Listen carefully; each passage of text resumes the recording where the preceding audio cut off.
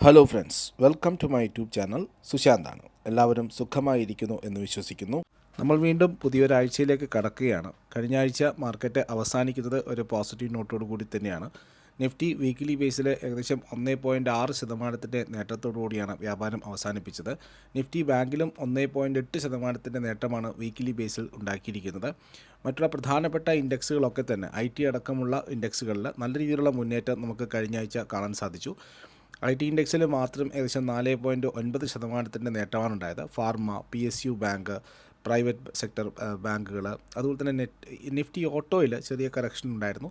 Weekly ബേസിൽ 0.1% correction, മെറ്റലിൽ 0.2% correction, FMCG ഇങ്ങനെയുള്ള ചില selected സെക്ടറുകളിൽ മാത്രമാണ്. അല്ലാത്ത മേജർ സെക്ടറുകളിലൊക്കെ തന്നെ മീഡിയയിൽ 2.7% കറക്ഷനാണ് നേരിട്ടത്. ഏതായാലും നിഫ്റ്റി 25,000 മുകളിൽ തന്നെ തുടരുന്നു എന്നുള്ളത് ആശ്വാസമാണ്. 25,285 നിഫ്റ്റി ക്ലോസിംഗ് നടന്നിരിക്കുന്നത്. ഒരാശ്വാസം, FIIs തിരിച്ച് ബൈയിങ് മോഡിലേക്ക് വന്നില്ല എങ്കിലും ചെറിയ രീതിയിലുള്ള ഒരു പോസിറ്റിവിറ്റി കാണുന്നു, അല്ലെങ്കിൽ സെല്ലിങ് കുറച്ചിരിക്കുന്നു. കഴിഞ്ഞ 2-3 ദിവസങ്ങളായിട്ട് കണ്ടിന്യൂസ് ആയിട്ട് ക്യാഷ് മാർക്കറ്റിൽ ചെറിയതാണെങ്കിലും ഒരു എമൗണ്ട് ബൈ ചെയ്യുന്നു എന്നുള്ളത് ഇന്ത്യൻ മാർക്കറ്റിനെ സംബന്ധിച്ചിട്ട് വളരെ ഒരു ആശ്വാസകരമാണ്. അത് ഇൻവെസ്റ്റേഴ്സിൻ്റെ കോൺഫിഡൻസിനെ തന്നെ മുന്നേറ്റേക്ക് കൊണ്ടുവന്നിട്ടുണ്ട്. അതുപോലെ വെള്ളിയാഴ്ച വൈകുന്നേരം മാർക്കറ്റ് അവസാനിച്ചതിന് ശേഷം ഗ്ലോബൽ ഫ്രണ്ടിൽ നിന്നും വന്നിരിക്കുന്ന വാർത്തകൾ കുറച്ച് ആശങ്കാജനകമാണ്. കാരണം ട്രംപ് വീണ്ടും ഈ പറയുന്ന ചൈന US ടാരിഫ് വാർ തുടക്കമിട്ടിരിക്കുന്നു എന്നുള്ളതാണ്. ചൈനയ്ക്ക് മുകളിൽ വീണ്ടും താരിഫ് വന്നിരിക്കുന്നു. 100% മുകളിലാണ് താരിഫ് വന്നിരിക്കുന്നത്. ഇത് നവംബറോടുകൂടി പ്രാബല്യത്തിൽ വരുന്നു. അതിനുശേഷം ചൈന തിരിച്ച് അല്ലെങ്കിൽ ചൈനയുടെ റെയർ എർത്ത് മെറ്റൽസ് ചൈനയിൽ നിന്നും കയറ്റുമതി ചെയ്തത് നിർത്തിയതോടുകൂടിയാണ് അമേരിക്കയ്ക്ക് ഈ ഒരു വിഷയം ഉണ്ടായിരിക്കുന്നത്. വീണ്ടും ആ ഒരു താരിഫ് ഘട്ടത്തിലേക്ക് പോകുന്നു എന്നുള്ളത് ചെറിയ വിഷയമല്ല. അതിനുശേഷം അമേരിക്കൻ മാർക്കറ്റുകളൊക്കെ ഇടിവുകളോടുകൂടിയാണ് വ്യാപാരം അവസാനിപ്പിച്ചിരിക്കുന്നത്. സോ ഇത് വീണ്ടും അടുത്ത വരുന്ന ദിവസങ്ങളിൽ ഗ്ലോബൽ സെൻറ്റിമെൻറ്റ്സ് വീക്കാക്കുമെന്നുള്ള സൂചനകളാണ് നൽകുന്നത്. അതുപോലെ തന്നെ ഗസയിലെ പ്രശ്നങ്ങൾ ഏകദേശം സമാധാനം പുലരുമെന്ന് വിചാരിച്ചതാണ്.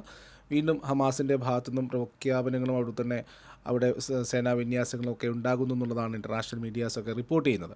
അപ്പോൾ വരുന്ന ആഴ്ച വീണ്ടും ഗ്ലോബൽ ഫ്രണ്ടിൽ മാർക്കറ്റിനെ വീണ്ടും വോളറ്റൈലാക്കാനുള്ള എല്ലാ ശ്രമങ്ങളും, അല്ലെങ്കിൽ വോളറ്റൈലാക്കാനുള്ള എല്ലാ ന്യൂസുകളും റെഡിയായി എന്ന് വേണം നമുക്ക് പറയാൻ വേണ്ടിയിട്ട്. അതുകൊണ്ട് തന്നെ വെള്ളിയാഴ്ച ഇനിയിപ്പോൾ ക്ലോസിംഗ് പോസിറ്റീവ് നോട്ടിലാണെങ്കിലും തിങ്കളാഴ്ച ഓപ്പൺ ആവുന്നത് ഗ്ലോബൽ സെൻറ്റിമെൻറ്റ്സിൻ്റെ പേരിൽ ചിലപ്പോൾ ഒരു നെഗറ്റീവ് ഓപ്പണിംഗ് നമുക്ക് വന്നേക്കാം. അപ്പോൾ ഏതായാലും നിഫ്റ്റിയുടെ ലെവലുകൾ വെള്ളിയാഴ്ചത്തെ ക്ലോസിംഗ് അനുസരിച്ച് നോക്കുകയാണെങ്കിൽ നമുക്കിനി അടുത്ത പ്രധാനപ്പെട്ട ലെവലുകൾ 25,350 മുതൽ 25,450 വരെയുള്ള 100 പോയിൻറ്റിൻ്റെ റെസിസ്റ്റൻസ് സോണാണ് നമുക്ക് പ്രധാനമായിട്ട് ഇപ്പോൾ നേരിടാനുള്ളത്. അതേസമയം 25,100 മുതൽ 25,200 വരെയുള്ള 100 പോയിൻറ്റ് ശക്തമായിട്ടുള്ള ഒരു സപ്പോർട്ട് സോണാണ്. 25,000 താഴെ നിഫ്റ്റി ട്രേഡ് ചെയ്യുകയാണെങ്കിൽ മാത്രമാണ് ഒരു വീക്ക്നെസ് അനുഭവപ്പെടാൻ സാധ്യത. അതും 24,900 താഴെയാണെങ്കിൽ നിഫ്റ്റി വീണ്ടും ഒരു 200 പോയിൻറ്റെങ്കിലും കറക്ഷൻ നമുക്ക് എക്സ്പെക്റ്റ് ചെയ്യേണ്ടി വരും. അതായത് ഇപ്പോൾ ലെവലുകളെന്ന് പറയുന്നത് 25,100-നും 25,450 ഇടയിലുള്ള ഒരു റേഞ്ചാണ് നിഫ്റ്റിക്ക് ഇപ്പോഴുള്ളത്. ഈ രണ്ട് ലെവലുകളും ബ്രേക്ക് ചെയ്യുകയാണെങ്കിൽ മാത്രമാണ് നമുക്കൊരു ഫർദർ മൂവ് എന്ന് പറയുന്നത്. അതുപോലെ തന്നെ സൈക്കോളജിക്കൽ സപ്പോർട്ടായിട്ടുള്ള 25,000 അത് ബ്രേക്ക് ചെയ്യുകയാണെങ്കിൽ 25,950 വരെയെങ്കിലും നിഫ്റ്റി ഒന്ന് ബൗൺസ് ചെയ്തിട്ട് തിരിച്ചു വരുന്നതാണ്. പക്ഷേ 24,900 താഴെ നിഫ്റ്റി പോവുകയാണെങ്കിൽ സ്വാഭാവികമായിട്ടും 24,700 വരെയെങ്കിലും നിഫ്റ്റിയുടെ ഒരു മൂവ്മെൻറ്റ് നമുക്ക് എക്സ്പെക്റ്റ് ചെയ്യേണ്ടതായിട്ട് വരും. അപ്പോൾ ഇനി അടുത്ത ആഴ്ചയും മാർക്കറ്റിനെ സംബന്ധിച്ചിട്ട് വളരെ ക്രൂഷ്യലായിട്ടുള്ള ഡാറ്റകൾ തന്നെ വരാനുണ്ട്. റിസൾട്ടുകളാണ്. Q2 റിസൾട്ട് സീസൺ തുടങ്ങി. ഇന്നിപ്പോൾ ഡിമാർട്ടിൻ്റെ റിസൾട്ട് വന്നു. TCS റിസൾട്ട് വലിയൊരു എക്സൈറ്റ്മെൻറ്റ് നൽകുന്നൊരു റിസൾട്ടൊന്നും ആയിരുന്നില്ല, ഒരു എക്സൈറ്റിംഗ് റിസൾട്ടൊന്നും ആയിരുന്നില്ല. പക്ഷേ എന്നിട്ട് കൂടി മാർക്കറ്റ് അത് മാനേജ് ചെയ്തു. പുതിയ ഡാറ്റാ സെൻറ്റർ ബിസിനസ്സുകളും AI സെൻറ്റേർഡ് ബിസിനസ്സുകളിലൊക്കെ തന്നെ ഇൻവെസ്റ്റ്മെൻറ്റ് ചെയ്യുന്നു എന്നുള്ളത് ദൂരവ്യാപകമായിട്ടുള്ള പോസിറ്റീവ് ആണെങ്കിലും പക്ഷേ മാർക്കറ്റ് അതിനെ ചെറിയ രീതിയിൽ നെഗറ്റീവായിട്ടാണ് ഡിസ്കൗണ്ട് ചെയ്തിരിക്കുന്നത്. ഏതായാലും ഈ ആഴ്ചയും നമുക്ക് വളരെയേറെ റിസൾട്ടുകൾ വരാനുണ്ട്. ഇപ്പോൾ തിങ്കളാഴ്ച തന്നെ HCL ടെക്നോളജീൻ്റെ റിസൾട്ട് വൈകുന്നേരത്തോടു കൂടി വരും. അതുപോലെ തന്നെ ഇന്ത്യയുടെ ഇൻഫ്ലേഷൻ റേറ്റ് വരുന്നുണ്ട്. Month on month rate September മാസത്തെ ഡേറ്റാണ് നമുക്ക് വരാനുള്ളത്. ഇൻഫ്ലേഷൻ കഴിഞ്ഞ ഓഗസ്റ്റിൽ ഇത് 0.46 ആയിരുന്നു. അത് ആവറേജിൻ്റെ മുകളിലാണ് വന്നിരുന്നത്. സോ സെപ്റ്റംബർ മാസത്തെ ഇൻഫ്ലേഷൻ തിങ്കളാഴ്ച വൈകുന്നേരം വരും. അത് മാർക്കറ്റ് കാത്തിരിക്കുന്ന ഒരു പ്രധാനപ്പെട്ട ഡാറ്റയാണ്. അതുപോലെ തന്നെ HCL ടെക്കിൻ്റെ റിസൾട്ട് അന്ന് വൈകുന്നേരത്തോടുകൂടി വരുന്നുണ്ട്. ചൊവ്വാഴ്ചത്തെ കാര്യം പ്രധാനപ്പെട്ട റിസൾട്ടുകൾ ICICI ലൊംബാർഡ് വരുന്നുണ്ട്. പെർസിസ്റ്റൻറ്റ് സിസ്റ്റം, ടെക് മഹീന്ദ്ര പോലുള്ള IT സെക്ടറിൽ നിന്നുള്ള കമ്പനികൾ വരുന്നുണ്ട്. അതുപോലെ തന്നെ ഇൻഷുറൻസ് സെക്ടറിൽ നിന്നും ICICI Lombard, persistent system I ടിയിൽ നിന്നും വീണ്ടും. അതുപോലെ അന്നാണ് ഹോൾസെയിൽ പ്രൈസ് ഇൻഫ്ലേഷൻ വരുന്നത്.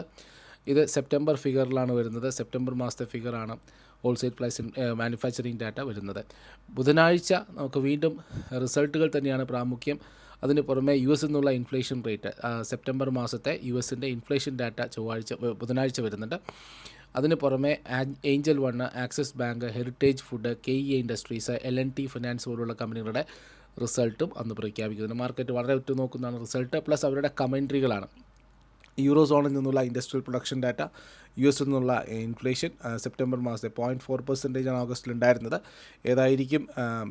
എന്തായിരിക്കും എന്നുള്ളത് മാർക്കറ്റ് വളരെ കാര്യമായിട്ട് നോക്കി നിൽക്കുന്നു. അതുപോലെ തന്നെ ഇന്ത്യയുടെ എക്സ്പോർട്ട് ഇമ്പോർട്ട് ഡാറ്റ വരുന്നുണ്ട്. അതിൽ എക്സ്പോർട്ട് ഇമ്പോർട്ട് ഡാറ്റ വളരെ പ്രധാനമാണ്. പ്രത്യേകിച്ചും താരിഫൊക്കെ ആയതിനു ശേഷം അതും മാർക്കറ്റിനെ സ്വാധീനിക്കാവുന്നൊരു പ്രധാനപ്പെട്ട കാര്യമാണ്. വ്യാഴാഴ്ചത്തെ കാര്യം നോക്കുകയാണെങ്കിൽ യു കെയിൽ നിന്നും മാനുഫാക്ചറിങ് പ്രൊഡക്ഷൻ, അതുപോലെ തന്നെ UK മന്ത്ലി GDP, യു എസിൻ്റെ ഇനീഷ്യൽ ജോബ് ക്ലെയിംസ് ഡാറ്റ അന്ന് വരുന്നുണ്ട്. അതുപോലെ പ്രധാനപ്പെട്ട റിസൾട്ടുകളായിട്ടുള്ള Cyient, Infosys, LTI Mindtree, Nestle India, Wipro പോലുള്ള കമ്പനികളുടെ റിസൾട്ടുകളും അന്ന് പ്രഖ്യാപിക്കും. ഇനി വെള്ളിയാഴ്ചത്തെ കാര്യം നോക്കിക്കഴിഞ്ഞാൽ റിസൾട്ടുകൾ തന്നെയാണ് പ്രാമുഖ്യം. അതിന് പുറമെ ഇന്ത്യയുടെ ഫോറിൻ റിസർവ് അന്ന് വൈകുന്നേരം വരും. US industrial production, US manufacturing production, euro area inflation data ഒക്കെ വരുന്നുണ്ട്. ഏതായാലും ഫ്രൈഡേ നമ്മളെ സംബന്ധിച്ചിട്ട് റിസൾട്ടുകൾ തന്നെയായിരിക്കും. അത് Ceat, Crisil, India Cements, Havells India, JSW steel, LNT technology, Polycab, Tata Tech പോലുള്ള കമ്പനികളുടെ റിസൾട്ടുകൾ. സാറ്റർഡേയും റിസൾട്ടുകളുണ്ട്. Federal bank, ICICI bank, IDFC first bank, IndusInd bank, HDFC bank, UltraTech cement, UTI AMC, yes bank, ഇത്രയും കമ്പനികളുടെ റിസൾട്ടുകൾ വെള്ളിയാഴ്ച, അതായത് സാറ്റർഡേ ബാങ്കുകളുടെ റിസൾട്ടുമായിട്ട് ബന്ധപ്പെട്ട് വളരെ പ്രധാനപ്പെട്ടതാണ്. ഏകദേശം 6ഓളം ബാങ്കുകൾ അന്ന് റിസൾട്ടുകൾ പ്രഖ്യാപിക്കുന്നു. ഇതും വീക്കിലി ബേസിൽ വളരെ പ്രധാനപ്പെട്ട കാര്യങ്ങളാണ്. എന്തായാലും നിഫ്റ്റിയെക്കുറിച്ച് ഒന്നുകൂടി പറഞ്ഞോട്ടെ. 25,255 ക്ലോസിങ്. പ്രധാനപ്പെട്ട മൂവിങ് ആവറേജുകൾക്ക് മുകളിലാണ്. കാരണം 20 ദിവസത്തെ മൂവിങ് ആവറേജ് 25,058. അതുപോലെ തന്നെ 50 ദിവസത്തെ മൂവിങ് ആവറേജ് 24,861. 10 ആഴ്ചയിലെ മൂവിങ് ആവറേജ് വരുന്നതും 24,831.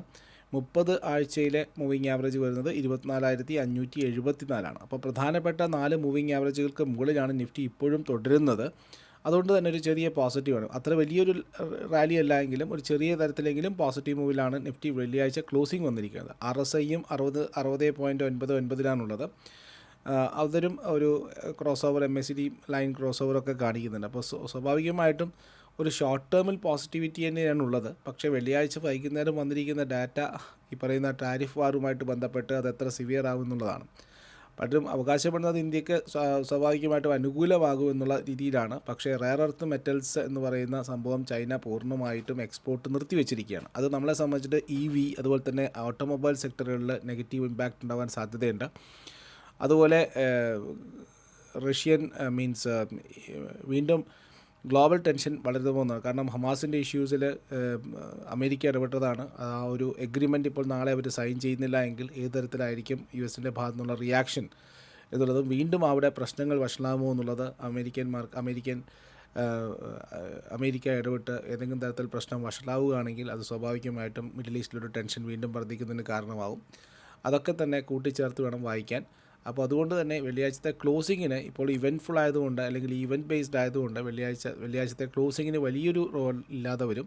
അപ്പോൾ തിങ്കളാഴ്ച ചിലപ്പോൾ ഒരു നെഗറ്റീവ് ഓപ്പണിംഗ് വരും. പിന്നീട് അവരുടെ സ്റ്റേറ്റ്മെൻറ്റും കാര്യങ്ങൾക്കൊക്കെ അനുസരിച്ചായിരിക്കും. അതായത് നാളത്തോടു കൂടി ട്രംപ് പശ്ചിമേഷ്യയിൽ എത്തുന്നുണ്ട്. അതിനുശേഷം വീണ്ടും ഹമാസിൻ്റെ ഭാഗത്തുനിന്നുള്ള പ്രതികരണങ്ങളൊക്കെ തന്നെ കൂട്ടിച്ചേർത്ത് വായിക്കാനുണ്ട്. അതിനനുസരിച്ച് മാത്രമാണ് ഗ്ലോബൽ ടെൻഷൻ നമുക്ക് നിശ്ചയിക്കാനുള്ളത്. അതുപോലെ സ്റ്റോക്ക് സ്പെസിഫിക് ആയിട്ടുള്ള ആക്ഷൻസ് നമുക്ക് പ്രതീക്ഷിക്കാം. കാരണം റിസൾട്ട് ഓറിയൻറ്റഡ് ആയതുകൊണ്ട് തന്നെ ബിസിനസ് ഗൈഡൻസ് അനുസരിച്ചിട്ട് തന്നെ സ്റ്റോക്കുകളിൽ വലിയ രീതിയിലുള്ള ഓപ്പർച്യൂണിറ്റി നമുക്ക് ലഭിക്കാൻ സാധ്യതയുണ്ട്.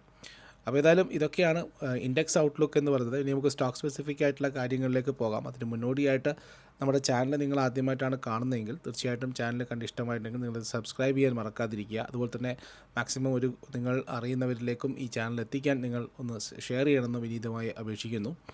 അതിന് പുറമെ ഞാനൊരു സെബി രജിസ്റ്റേർഡ് റിസർച്ച് അനലിസ്റ്റാണ്. ഞങ്ങളുടെ റിസർച്ച് അഡ്വൈസറി പ്രൊഡക്റ്റുകൾക്കായിട്ട് നിങ്ങൾക്ക് ഞങ്ങളുടെ ടെലിഗ്രാം ചാനലിലോ നിങ്ങളുടെ മൊബൈൽ ആപ്ലിക്കേഷനോ ഡൗൺലോഡ് ചെയ്ത് ഉപയോഗിക്കാവുന്നതാണ്. അവിടെയൊക്കെ തന്നെ നിങ്ങൾക്ക് മാർക്കറ്റ് അപ്ഡേറ്റ്സുകളും നമ്മുടെ അഡ്വൈസറി സർവീസുകളും ഒക്കെ തന്നെ ലഭ്യമാണ്. അതിനുള്ള ഏറ്റവും ചെറിയ കോസ്റ്റിൽ നിങ്ങൾക്ക് അഡ്വൈസറി സർവീസുകൾ ലഭ്യമാക്കുക എന്ന ഉദ്ദേശത്തോടു കൂടിയാണ് നമ്മളിത് ചെയ്യുന്നത്. സോ അതുകൊണ്ട് തന്നെ ജോയിൻ ചെയ്യാൻ താല്പര്യമുള്ളവർക്ക് നിങ്ങൾക്ക് ഞങ്ങളുടെ ടെലിഗ്രാം ചാനലുകളോ അതുപോലെ തന്നെ മൊബൈൽ ആപ്ലിക്കേഷനോ iOS-ലും ആൻഡ്രോയിഡിലും ഒക്കെ തന്നെ ലഭ്യമാണ്. അതിനുള്ള ലിങ്ക് ഞാൻ ഡിസ്ക്രിപ്ഷനിൽ കൊടുത്തേക്കാം. അതുവഴി മാത്രം ഞങ്ങളുമായിട്ട് അസോസിയേറ്റ് ചെയ്യുക. അതുപോലെ പല സ്റ്റോക്കുകളിലും ബിസിനസ് അപ്ഡേറ്റ്സുകളും അല്ലെങ്കിൽ ബിസിനസ് ഓപ്പർച്യൂണിറ്റിയും ഉടലെടുത്തുകൊണ്ട് തന്നെ ഒരു നല്ല മുന്നേറ്റം സെപ്റ്റംബർ മുതൽ കാണുന്നുണ്ട്. അങ്ങനെയുള്ളൊരു സ്റ്റോക്കാണ് വീൽസ് ഇന്ത്യ ലിമിറ്റഡ്. ഇതെൻ്റെ ഓൾ ടൈം ഫേവറേറ്റ് ആയിട്ടുള്ളൊരു സ്റ്റോക്കായിരുന്നു വീൽസ് ഇന്ത്യ ലിമിറ്റഡ്. ഇത് പലപ്പോഴായിട്ട് നമ്മൾ പ്രോഫിറ്റ് ബുക്ക് ചെയ്തിട്ടുണ്ട്. പലപ്പോഴായിട്ട് നമ്മുടെ ലോങ് പൊസിഷൻസ് ഹോൾഡ് ചെയ്യാൻ നമ്മുടെ ക്ലയൻസിനോടൊക്കെ തന്നെ ആവശ്യപ്പെട്ട ഒരു സ്റ്റോക്കാണ് വീൽസ് ഇന്ത്യ ലിമിറ്റഡ് എന്ന് പറയുന്നത്. ഇന്ത്യയിലെ വീൽ മാനുഫാക്ചറിങ്ങിൽ ഉൾപ്പെട്ടിരിക്കുന്ന ഒരു കമ്പനിയാണ് വീൽസ് ഇന്ത്യ എന്ന് പറയുന്നത്. വീലുകൾ പ്രധാനപ്പെട്ട സെഗ്മെൻറ്റുകൾക്കൊക്കെ തന്നെ ട്രക്കുകൾക്കായാലും ബസ്സുകൾക്കായാലും കൊമേഴ്ഷ്യൽ വെഹിക്കിളുകൾക്കൊക്കെ തന്നെ സപ്ലൈ ചെയ്യുന്ന ഒരു കമ്പനിയാണ്. 1960 മുതൽ സ്ഥാപിതമായിട്ടുള്ള കമ്പനിയാണ്. വളരെ പാരമ്പര്യമുള്ള വളരെ എസ്റ്റാബ്ലിഷ്ഡ് ആയിട്ടുള്ള ഒരു കമ്പനിയായിട്ടാണ് എനിക്ക് എപ്പോഴും വീൽസ് ഇന്ത്യ ഫീൽ ചെയ്യാറുള്ളത്. ചെന്നൈയിലാണ് ഇതിൻ്റെ ആസ്ഥാനം. തമിഴ്നാടും അതുപോലെ തന്നെ ഷെയർ പ്രൈസ് സെപ്റ്റംബർ മുതൽ വളരെ സ്ട്രോങ് ആയിട്ടുള്ളൊരു അപ്സൈഡ് മൊമെൻറ്റം കാണിക്കുന്നുണ്ട്. സോ എനിക്ക് തോന്നുന്നു അടുത്ത ഒരു വീൽസ് ഇന്ത്യയുടെ ടാർഗറ്റ് 1000 റുപ്പീസിന് മുകളിലായിരിക്കും. സോ വീൽസ് ഇന്ത്യയെ ശ്രദ്ധിക്കുക. അതുപോലെ തന്നെ ഓട്ടോമൊബൈൽ സെക്ടറിൽ ഉണ്ടാകുന്ന ചെറിയ നെഗറ്റീവ് ന്യൂസുകൾ ഈ കമ്പനിയെ ബാധിച്ചേക്കാം. അങ്ങനെയുള്ളത് ഈ ഒരു അവസരം അല്ലെങ്കിൽ ഓട്ടോമൊബൈൽ സെക്ടറിൽ ഉണ്ടാകുന്ന ഇടിവുകൾ ഈ എൻട്രി എടുക്കാനുള്ള അവസരമായിട്ട് നമുക്ക് ഈ കമ്പനിയെ ഉപയോഗിക്കാവുന്നതാണ്. നമുക്കറിയാം അടുത്ത ആഴ്ചയോടുകൂടി ദീപാവലി വരികയാണ്. അപ്പോൾ തന്നെ അതിൻ്റെ ഒരു മൊമെൻറ്റം നമുക്ക് ഈ ആഴ്ച ചിലപ്പോൾ സ്റ്റോക്കുകളിൽ കണ്ടേക്കാം. അങ്ങനെയാണെങ്കിൽ നമുക്ക് പ്രതീക്ഷിക്കാവുന്ന ഒരു സ്റ്റോക്കാണ് ട്രെൻഡ് ടാറ്റയുടെ ബ്രാൻഡാണ്. നമുക്കറിയാം വളരെ നല്ല രീതിയിലുള്ളൊരു മൊമെൻറ്റ് കിട്ടിയൊരു സ്റ്റോക്ക് കൂടിയാണ്. പക്ഷേ ഈ ഫെസ്റ്റിവൽ സീസണായിട്ടും അതുപോലെ തന്നെ ഇവരുടെ Q1 Q2 റിസൾട്ട് അപ്ഡേറ്റ്സുകളും അല്ലെങ്കിൽ ബിസിനസ് അപ്ഡേറ്റ്സുകളും വന്നിരിക്കുന്ന വളരെ പ്രോമിസിംഗ് ആയിട്ട് തോന്നി. കാരണം ട്രെൻഡിൻ്റെ റവന്യൂ ഗ്രോത്ത് കഴിഞ്ഞ വർഷത്തേക്ക് അപേക്ഷിച്ച് 17% വർധനമാണ് കാണിച്ചത്. ഇതിൽ 33% ഇയർ ഓൺ ഇയർ ഇൻക്രീസും ഉണ്ട് ഈ സ്റ്റോർ കൗണ്ടിൽ. റവന്യൂ പെർ സ്റ്റോർ ഡിക്ലൈൻ ആയിട്ടുണ്ട്. കാരണം 9% കുറവ് രേഖപ്പെടുത്തിയിട്ടുണ്ട് ഇയർ ഓൺ ഇയറിൽ. അങ്ങനെയാണെങ്കിൽ ഒരു സ്റ്റോർ എക്സ്പാൻഷൻ കുറച്ചുകൊണ്ടുണ്ടായിരുന്നു അതിനുശേഷം Q1-ൽ. അതിനുശേഷം ഇപ്പോൾ Q2-ൽ വീണ്ടും സ്റ്റോർ എക്സ്പാൻഷൻ വളരെ ദ്രുതഗതിയിൽ നടത്തുന്നതായിട്ടാണ് കാണുന്നത്. ഇപ്പോൾ ഏകദേശം 33% വർധനവാണ് ഇയർ ഓൺ ഇയറിൽ സ്റ്റോർ അഡീഷനിൽ വന്നിരിക്കുന്നത്. അതായത് 1101 സ്റ്റോറുകൾ അവരുടെ തന്നെ വെസ്റ്റ് സൈഡ് വളരെ ശക്തമായിട്ട് ആഡ് ചെയ്തിട്ടുണ്ട്. ക്വാർട്ടർലി ഏറ്റവും കൂടുതൽ വെസ്റ്റ് സൈഡുകൾ ആഡ് ചെയ്ത ഒരു ക്വാർട്ടർ കൂടിയായിരുന്നു ഈ വരുന്നത്. 13ഓളം വെസ്റ്റ് സൈഡ് സ്റ്റോറുകളാണ് ട്രെൻഡ് ആഡ് ചെയ്തിരിക്കുന്നത്. അതുപോലെ തന്നെ വെസ്റ്റ് സൈഡ് സ്റ്റോറുകൾ ഏകദേശം 261 ഇപ്പോൾ ഉയർന്നിട്ടുണ്ട്.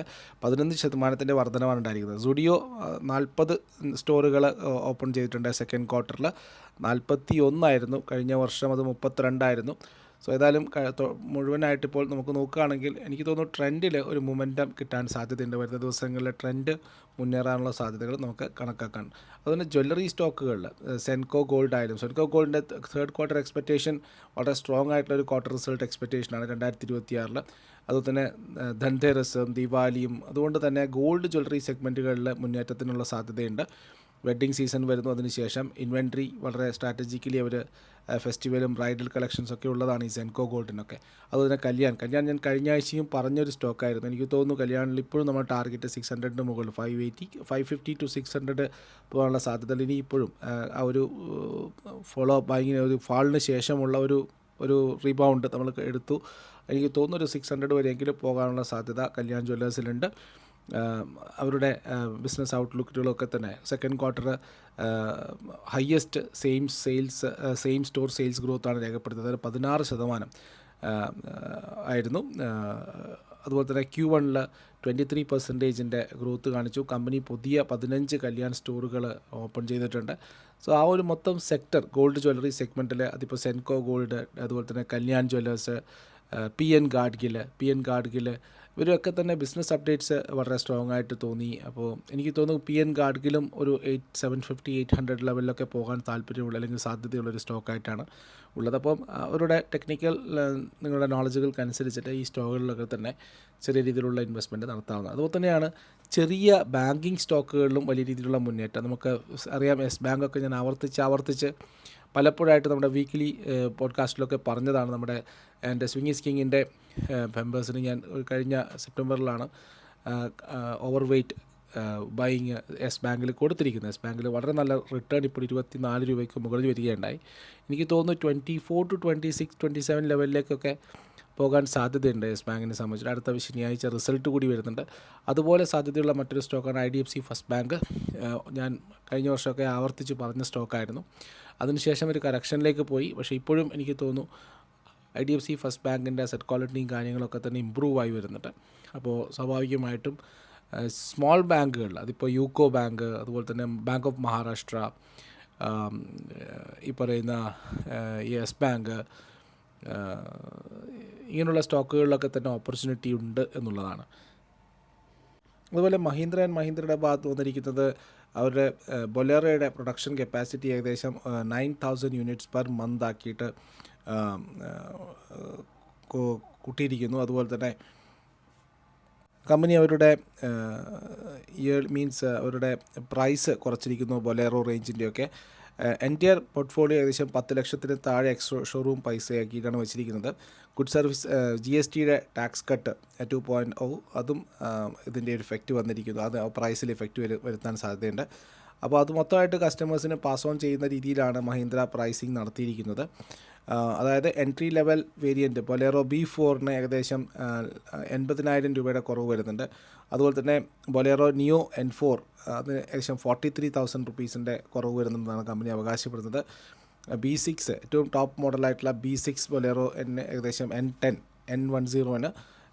ഏകദേശം 69,000 രൂപയുടെ കുറവാണ് വരുന്നതെന്നാണ് അറിയുന്നത്. ഏകദേശം ഇതൊക്കെ തന്നെ പുതിയ വണ്ടികളുടെ, അതുപോലെ തന്നെ പുതിയ വണ്ടികളുടെ ലഭ്യതയ്ക്ക് ഈ ഡിമാൻഡ് കൂടാൻ സാധ്യതയുണ്ടെന്നുള്ളതാണ് ഈ ഒരു ഫെസ്റ്റിവൽ സീസണിലും കാര്യങ്ങളൊക്കെ തന്നെ. സോ എനിവേ GST റിഡക്ഷനിലുണ്ടാകുന്ന കുറവ്, അല്ലെങ്കിൽ GST റിഡക്ഷൻ കംപ്ലീറ്റ് ആയിട്ട് കസ്റ്റമേഴ്സിന് പാസ് ഓൺ ചെയ്തതിനെയാണ് കമ്പനി തീരുമാനിച്ചിരിക്കുന്നത് എന്നുള്ളതാണ്. ഇത് മഹീന്ദ്ര ആൻഡ് മഹീന്ദ്രയെ വീണ്ടും ലൈം ലൈറ്റിലേക്ക് കൊണ്ടുവന്നേക്കാം. അതുപോലെ ഞാൻ നേരത്തെ സൂചിപ്പിച്ച പോലുള്ള ചെറിയ ചെറിയ ബാങ്കുകൾ, മഹാരാഷ്ട്ര ബാങ്ക്, അതുപോലെ തന്നെ യൂക്കോ ബാങ്കിനെ സംബന്ധിച്ചിട്ട് വെള്ളിയാഴ്ച വലിയ രീതിയിലുള്ള മുന്നേറ്റം നടത്തുകയുണ്ടായി. നിഫ്റ്റി ബാങ്കിൽ ഏകദേശം 0.74% അപ്സൈഡാണെന്ന് കണ്ടത്. സോ പ്രത്യേകിച്ചും പുതിയ ബാങ്കിങ് സെക്ടറിലുള്ള റിഫോർമേഷൻ അല്ലെങ്കിൽ reforms banking cabinet full time ഡയറക്ടേഴ്സിനെ അപ്പോയിൻറ്റ് ചെയ്യാൻ തീരുമാനിക്കുന്നു എന്നുള്ള വാർത്തകളൊക്കെ വന്നിട്ടുണ്ടായിരുന്നു ബാങ്കുമായിട്ട് ബന്ധപ്പെട്ടിട്ട്. അതുപോലെ തന്നെ യൂക്കോ ബാങ്കിനെ സംബന്ധിച്ചിട്ട് അതിൻ്റെ ബിഗ്ഗസ്റ്റ് ഗെയിനറായിരുന്നു കഴിഞ്ഞ ഒരു മാസം. ഏകദേശം PSU ബാങ്കിങ് ഇൻഡെക്സിൽ 3.41% നേട്ടമാണ് യൂക്കോ ബാങ്ക് എന്ന് സ്വാഭാവികം. 31 രൂപയ്ക്ക് മുകളിൽ 32 രൂപയ്ക്ക് അടുപ്പിച്ചാണ് യൂക്കോ ബാങ്ക് ക്ലോസ് ചെയ്തിരിക്കുന്നത്. കഴിഞ്ഞ ഒരു മാസത്തെ കണക്ക് നോക്കുമ്പോൾ 9.47% നേട്ടമാണ് യൂക്കോ ബാങ്ക് ഉണ്ടാക്കിയിരിക്കുന്നത്. UCO bank Q2 business updates വന്നത് 16.6% ഗ്രോത്താണ് ക്രെഡിറ്റ് വന്നിരിക്കുന്നത്. 2.31 ട്രില്യൺ സെക്കൻഡ് ക്വാർട്ടറിലേക്ക് വന്നിരിക്കുന്നത്. അതുപോലെ തന്നെ ടോട്ടൽ ലോൺ ബുക്ക് നോക്കിക്കഴിഞ്ഞാൽ 1.98 ട്രില്യനാണ് കൊടുത്തിരിക്കുന്നത്. ഇത് സെപ്റ്റംബർ 30 വരെയുള്ള കണക്കാണ്. യൂക്കോ ബാങ്ക് തന്നെ അവരുടെ റെഗുലേറ്ററി ഫയലിങ്ങിൽ കൊടുത്തിരിക്കുന്ന കാര്യമാണ്. കൊൽക്കത്ത ബേസ്ഡ് ആയിട്ടുള്ള ഒരു ബാങ്കാണിത്. 10.8% വർധനവാണ് ടോട്ടൽ ഡെപ്പോസിറ്റ് വന്നിരിക്കുന്നത്. അതായത് 3.06 ട്രില്യൺ ആണ് ഇവരുടെ ഇന്ത്യൻ റുപ്പീസാണ് ഇവരുടെ ഡെപ്പോസിറ്റ് റേറ്റ് വന്നിരിക്കുന്നത്. കഴിഞ്ഞ വർഷം ഇതേ സമയം സെക്കൻഡ് ക്വാർട്ടറിൽ 2.76 ട്രില്യൺ ആയിരുന്നു. അതാണിപ്പോൾ 3.06 ട്രില്യണായിട്ട് കൂടിയിരിക്കുന്നത്. ബാങ്കിൻ്റെ ടോട്ടൽ ബിസിനസ്സിലും 13.2% വർധനവുണ്ട്. അതായത് 5.37 ട്രില്യണായിട്ട് ഉയർന്നിട്ടുണ്ട്. കറണ്ട് അക്കൗണ്ട് കാസ റേഷ്യോ നോക്കിക്കഴിഞ്ഞാലും 38.1 നിൽക്കുന്നത്. ക്രെഡിറ്റ് ഡെപ്പോസിറ്റ് റേഷ്യോ നോക്കിക്കഴിഞ്ഞാൽ 71.77% ആണ്. അത് കൂടിയിട്ട് ഇപ്പോൾ 75.56% ആയിട്ട് മാറിയിട്ടുണ്ട് സെപ്റ്റംബറിൽ. PE റേഷ്യോ സ്റ്റോക്കിനെ സംബന്ധിച്ചിട്ട് 15.47 ജൂണിൽ അവസാനിച്ച സമയങ്ങളിൽ. സ്റ്റോക്ക് ഏകദേശം 30% ഡൗൺ ആണ് ലാസ്റ്റ് ഇയറിൽ ഉണ്ടായിരിക്കുന്ന 1 ഇയർ ഹൈയിൽ നിന്നും കുറവിനാണുള്ളത്. എനിക്ക് തോന്നുന്നു ചെറിയ രീതിയിലുള്ള ഒരു സ്റ്റോക്ക് ഒരു അക്വിസിഷൻ നടത്താൻ സാധ്യതയുണ്ട്. 28-30 റേഞ്ചുകളിലൊക്കെ കിട്ടുകയാണെങ്കിൽ കളക്ഷനിൽ നമുക്ക് എൻട്രി ചെയ്യാം. അടുത്തൊരു ടാർഗറ്റ് 35 വരെയെങ്കിലും പോകാൻ സാധ്യത. അതുപോലെ ഒരു സ്റ്റോക്കാണ് മഹാരാഷ്ട്ര ബാങ്ക് എന്ന് പറയുന്നത്. 58 ഇപ്പോൾ എനിക്ക് തോന്നുന്നൊരു 61-64 പോകാൻ സാധ്യതയുള്ള സ്റ്റോക്കായിട്ടാണ് ബാങ്ക് ഓഫ് മഹാരാഷ്ട്രയും കണക്കാക്കുന്നത്. ചെറിയ ബാങ്കുകളിലാണ് ഓപ്പർച്യൂണിറ്റി. എനിക്ക് തോന്നുന്നു ഈ ഒരു കറക്ഷൻ വരികയാണെങ്കിൽ അത് മുതലാക്കി ചെറിയ ബാങ്കുകളിൽ പോർട്ട്ഫോളിയോയിൽ ചെറിയ രീതിയിൽ കൊണ്ടുവരാനുള്ള സമയമാണിത്. അതുപോലെ ഫാർമ സെക്ടറിൽ നിന്ന് വന്നിരിക്കുന്ന പോസിറ്റീവ് വാർത്തകളാണ്. കാരണം കഴിഞ്ഞ ആഴ്ചയാണ് ട്രംപ് പറഞ്ഞത് ജനറിക് മെഡിസിൻസിൻ്റെ മുകളിൽ താരിഫ് ഉണ്ടാവില്ല എന്നുള്ളത്.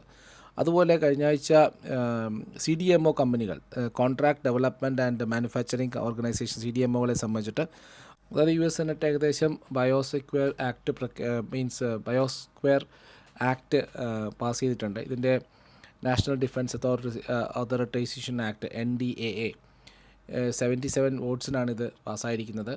20 ആളാണ് ഇതിനെതിരെ എതിർത്തത്.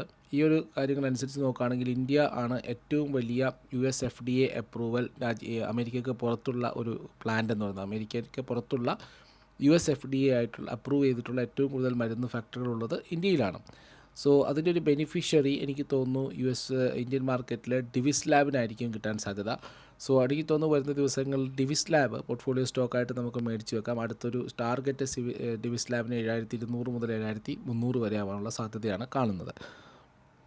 അതുപോലെ ക്യൂപിഡ് ലിമിറ്റഡ് 1993 ഉണ്ടായൊരു കമ്പനിയാണ്. ഇന്ത്യയിലെ premium manufacture male and female condoms ഒക്കെ ഉണ്ടാക്കുന്ന കമ്പനിയാണ് ക്യൂപിഡ് ലിമിറ്റഡ് എന്ന് പറയുന്നത്. പേഴ്സണൽ ലൂബ്രിക്കേറ്റ്, അതുപോലെ IVD കിറ്റ്സ്. ക്യൂപിഡ് ഇപ്പോഴത്തെ എക്സ്പോർട്ട് ഏകദേശം 105 രാജ്യങ്ങളിലേക്ക് ഇവരുടെ പ്രൊഡക്റ്റുകൾ ഇവർ എക്സ്പോർട്ട് ചെയ്യുന്നുണ്ട്. 90% റവന്യൂ വരുന്നത് ഇൻ്റർനാഷണൽ മാർക്കറ്റിൽ നിന്നാണ്. ഷെയർ പ്രൈസ് എനിക്ക് തോന്നുന്നു വളരെ സ്ട്രോങ് ആയിട്ടുള്ള ഒരു അപ് ട്രെൻഡിലാണുള്ളത്. ജൂലൈ 2025 മുതൽ ക്യൂപിഡ് അപ്സൈഡ് മൂവ്മെൻറ്റിലാണുള്ളത്. അടുത്തൊരു ടാർഗറ്റ് ക്യൂപിഡിനെ സംബന്ധിച്ചിട്ട് 265 to 275 280 ലെവലിലേക്ക് ഇങ്ങനെ പോകാനുള്ള സാധ്യത ക്യൂപിഡിനുണ്ട് എന്നുള്ളതാണ്. സോ അങ്ങനെ പല സ്റ്റോക്കുകളിലും ഇൻഡിവിജ്വൽ ആയിട്ടുള്ള ഓപ്പർച്യൂണിറ്റി നമുക്കുണ്ട്. പല സ്റ്റോക്കുകൾ ഇവിടെ പറഞ്ഞിരിക്കുന്ന പല സ്റ്റോക്കുകളും നല്ല രീതി ഹിന്ദുസ്ഥാൻ കോപ്പറൊക്കെ നമ്മളെ സംബന്ധിച്ചിട്ടൊരു ഓൾ ടൈം ഹൈ ആയിരുന്നു, ഒരു ഓൾ ടൈം പിക്കായിരുന്നു. ഹിന്ദുസ്ഥാൻ കോപ്പറൊക്കെ എത്രയോ ആൾക്കാർ നമ്മുടെ വീഡിയോകൾ കണ്ടിട്ട് ഹോൾഡ് ചെയ്യുന്നുണ്ട്. അതാണ് ഈ പോർട്ട്.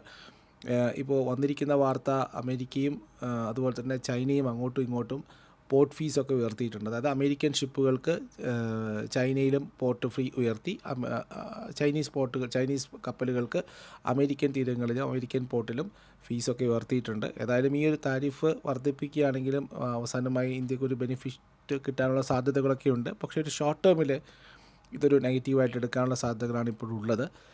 നമ്മളെ സംബന്ധിച്ചിട്ട് റെയർ എർത്ത് മെറ്റൽസ് കിട്ടാതിരുന്നാൽ നമ്മൾ ഡിഫൻസ് എക്യുപ്മെൻറ്റ്സ് ഉണ്ടാക്കുന്ന കാര്യങ്ങളും നമ്മുടെ വാഹന വിപണിയൊക്കെ കാര്യമായിട്ട് ബാധിച്ചേക്കാം. അതിന് പുറമെ സ്റ്റേറ്റ് ഗവൺമെൻറ് ഒരു സെൻട്രൽ മിനിസ്റ്ററിൻ്റെ ഒരു പ്രസ്താവന ഉണ്ടായിരുന്നു. അടുത്ത 1-2 വർഷം കൊണ്ട് നമ്മുടെ EV വിലയും അതുപോലെ തന്നെ ഡീസൽ പെട്രോൾ കാറുകളുടെ വിലയും ഏകീകരിക്കപ്പെടാൻ സാധ്യതയുണ്ടെന്നൊക്കെ.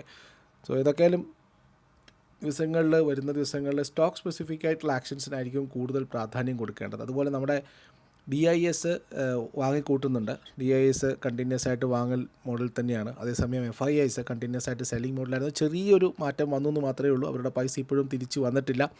അവരിപ്പോഴും ഷോർട്ട് പൊസിഷൻസ് കവർ ചെയ്തിട്ടില്ല എന്ന് തന്നെയാണ് വിശ്വസിക്കുന്നത്. അതുപോലെ ഈ ഒരു പെസിമിസ്റ്റം ഇപ്പോഴും ഉണ്ട്. കോൺഷ്യസ് ആയിട്ടുള്ള അപ്രോച്ച് തന്നെയായിരിക്കും. പ്രത്യേകിച്ചും ഗ്ലോബൽ കേസുകൾ വോളറ്റൈൽ കൊണ്ട് വീണ്ടും അത് നെഗറ്റീവായി പോകാൻ സാധ്യതയുണ്ട്.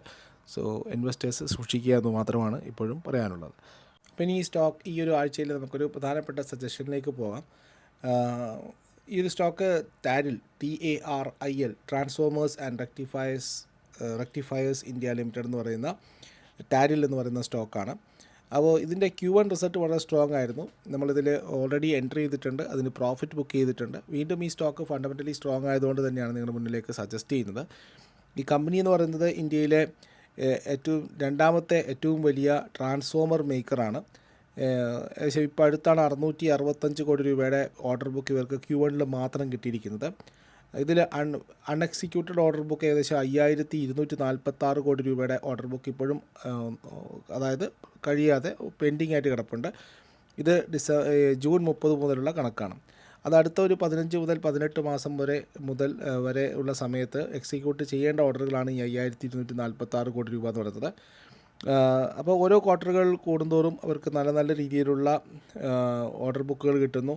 അപ്പോൾ കഴിഞ്ഞ ക്വാർട്ടറുകളിൽ ഇവർക്ക് സിംഗിൾ ലാർജസ്റ്റ് എക്സ്പോർട്ട് ഓർഡർ കിട്ടുകയുണ്ടായി 142 കോടി രൂപയുടെ, അതായത് $16.7 മില്യൺ ജിൻഡാൽ എനർജി ബോസ്വാനയിൽ നിന്നും. അപ്പോൾ അങ്ങനെയുള്ള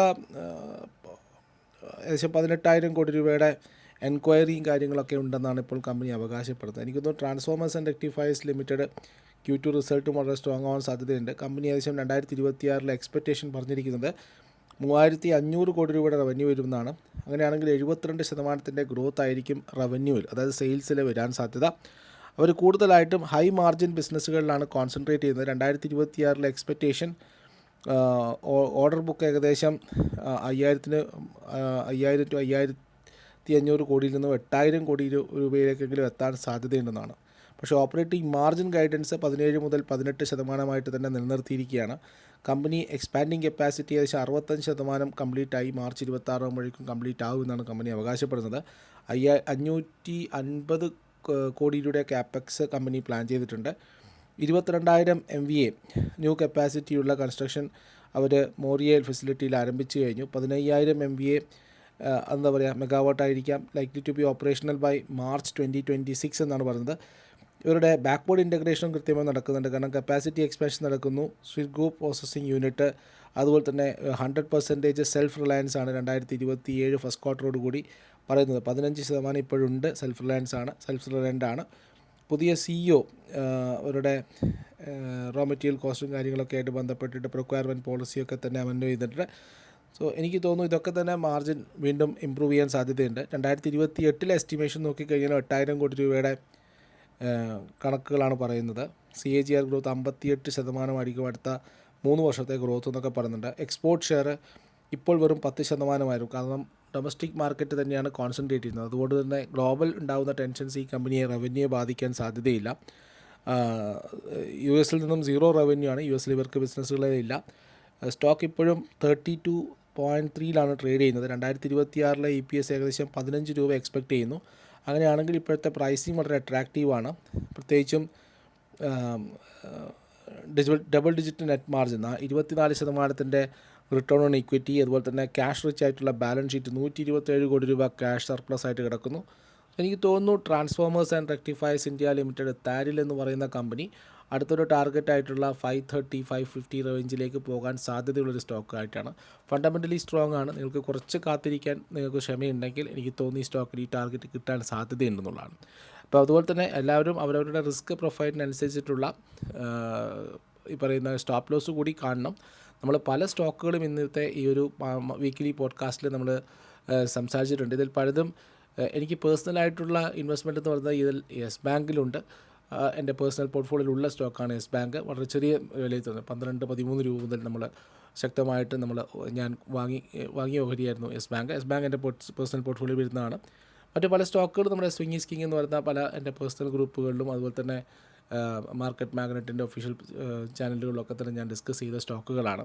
അപ്പോൾ സെബിയുടെ നിർദ്ദേശപ്രകാരമുള്ള ഒരു സ്റ്റാറ്റുട്ടറി വാർണിംഗ് എന്ന് പറയുന്നത് നിക്ഷേപ സാധ്യതകൾ എപ്പോഴും സ്റ്റോക്ക് മാർക്കറ്റിലെ നിക്ഷേപ സാധ്യതകൾ നഷ്ടസാധ്യതകൾക്ക് കൂടി വിധേയമായിട്ടുള്ളതാണ്. അപ്പോൾ നിക്ഷേപിക്കുന്നതിന് മുമ്പ് നിങ്ങളുടേതായിട്ടുള്ള അനാലിസിസുകൾ കൂടി നടത്തുക. അതിനുശേഷം മാത്രം നിക്ഷേപ ഡിസിഷൻസ് എടുക്കുക എന്നുള്ളതാണ്. അപ്പോൾ വീണ്ടും നല്ലൊരു ആഴ്ചയാവട്ടെ എല്ലാവർക്കും. പല സ്റ്റോക്കുകളും നമ്മൾ ഡിസ്കസ് ചെയ്തിട്ടുണ്ട്. പല സ്റ്റോക്കുകളിലും കഴിഞ്ഞ ആഴ്ചയും നമ്മൾ വളരെ നല്ല രീതിയിലുള്ള പ്രോഫിറ്റ് ബുക്ക് ചെയ്തിട്ടുണ്ട്. സോ അഡ്വൈസറി സർവീസുകൾക്കും സ്റ്റോക്ക് സ്പെസിഫിക് ആയിട്ടുള്ള റിസർച്ച് വളരെ സോളിഡ് ആയിട്ടുള്ള റിസർച്ച് ഐഡിയാസിനും നിങ്ങൾക്ക് ഞങ്ങളോടൊപ്പം ചേരാവുന്നതാണ്. അവിടെ പല സർവീസുകളുണ്ട്. ടെലിഗ്രാം, അതുപോലെ തന്നെ ഞാൻ നേരിട്ട് നേതൃത്വം നൽകുന്ന swing is king, market research, market magnet നമ്മുടെ ഒരു സെബി രജിസ്റ്റേർഡ് ആയിട്ടുള്ള ഫേമാണ്. താല്പര്യമുള്ളവർക്ക് നിങ്ങൾക്ക് ആവശ്യത്തിനനുസരിച്ചിട്ട് നിങ്ങൾക്ക് ഞങ്ങളുടെ സർവീസുകൾ അവൈലബിൾ ആണ്. അപ്പോൾ മറ്റൊരു വീഡിയോ ആയിട്ട് കാണാം. നിങ്ങളുടെ അഭിപ്രായങ്ങളും നിർദ്ദേശങ്ങളും കമൻറ്റ് ബോക്സിൽ എക്സ്പെക്റ്റ് ചെയ്യുന്നു. തീർച്ചയായിട്ടും നല്ലൊരു ദിവസം ആശംസിച്ചുകൊണ്ട് നിർത്തുന്നു. Thank you.